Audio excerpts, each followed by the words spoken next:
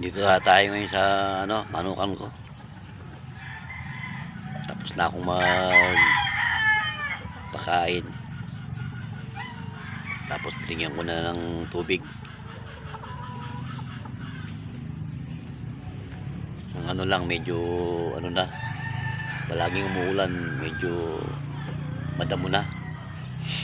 Okay lang madamo, pero wala lang yung mataas na mataas. Malaki na ba? Minsan yan nadidiskrasya yung mga manok ba, napupulupos yung tali nila. Saka isa pa, mamaya pumasok yung mga ahas ba. Alam nyo naman na ano, pasukan ng mga ahas yung mga ano, masusukal na. Magdadamol ako lang konti kasi mahirap naman kung walang damo, kahit konti ang manok. Konti lang yung ano, yung talagang masukal lang, lalo na yung dinadaanan ng mga tao, lalo na ako yung lagi kong dinadaanan. Kaya samahan nyo ako maglinis.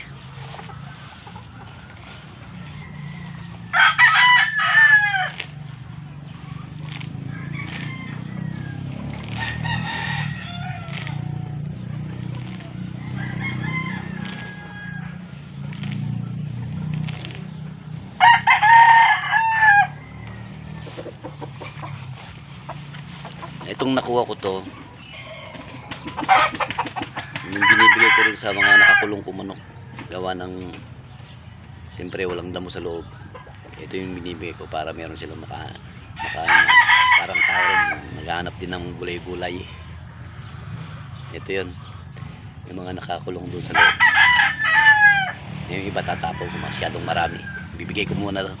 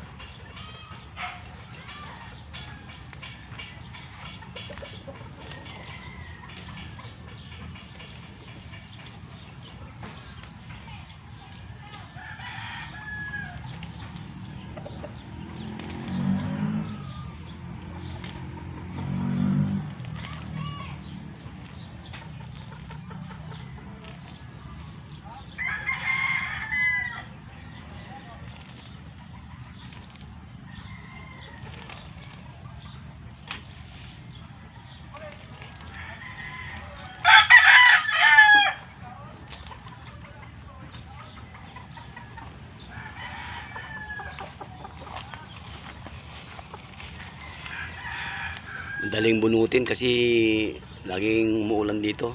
Ngayon medyo ano na, tumigil, kanya mas magandang ano, maglinis. Nililinis ko naman to, kanya lang may mga ano, hindi siya kasi sabay-sabay linis ko, yung kung ano yung mas mataas, yun lang ang ano ko. Yan, katulad yun, pakunti-kunti lang. Hindi naman pwedeng kung ano mo lahat yung damo kasi mas yan ang gusto ng mga ano, manok. Yun lang ano, yun ang taas na mataas na ano. Tsaka yung hindi kinakain ng manok.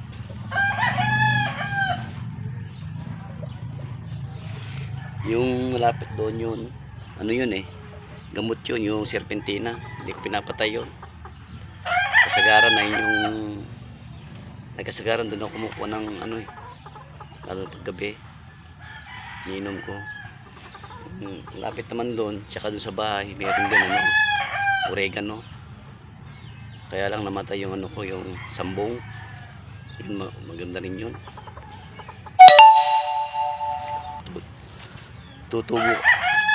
Tutubo kasi ako ng mga ano, mga herbal na gamot. Bayabas, kumakain din ako yung mga tulod ba, yung peka ano, yung peka ano niya, dulo, yung bata pa na kahit yung sa ano ko kasi sa sikmura ko, yung acidic ko, gamot daw yun eh. Yung, ano ko rin siya, yung nunguya-nguya ko ba, ginaganyan ko para kung tumaas yung acid ko, yung heartburn, medyo makontrol niya. Ganun lang, konti-konti lang pupunta ko dito. Kung may nakita akong mataas na damo, tinatanggal ko agad, pati yung mga puno ng mga ipilipil. Kasi kailangan din ng ano eh, manok ng init. Tsaka para mamatay yung mikrobyo. Kung laging ano, mahirap din yung laging ano, yung malilim. Yung araw kailangan pumasok din sa ano para mamatay yung mikrobyo. Problema lang, maraming langgam. Pamamanggagat yung maliliit, sakit ka, masakit. Minsan sa sobrang ano, sabagay masarap kamuti. Masarap kamuti pag kinagat ko. Masarap na masakit. Yung pamong ano, yung pula na maliit na ganyan, ang sakit mga gat. Ganun lang mga ano, kaibigan. Kayo, pag may time kayo, mag-alaga din kayo ng mga hayop o kahit anong klase mga hayop. Yan lang. Para mo lang exercise ba.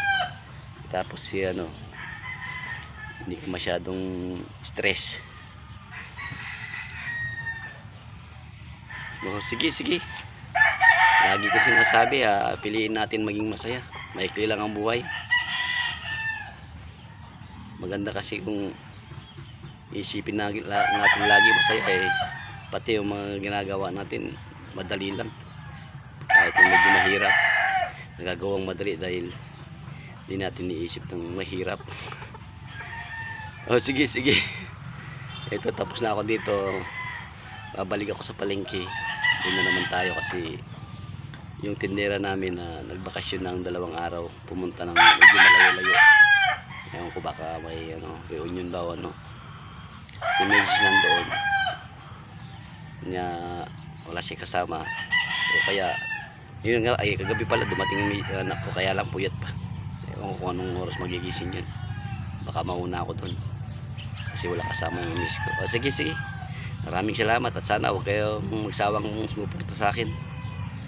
Ito, ang ganda rito, no? Kahit ka ng magandang hangin, tsaka yung mata mo kung medyo labo-labo na, magandang tingnan sa ano, mga color green na ano, mga damo-damo, halaman, ganyan. Maganda talaga. Sana naaliw kayo yung mga ano nyo sa ano, video. Sige, salamat at salamat pa rin sa inyo. Huwag kayong magsawa sa akin manood. Salamat.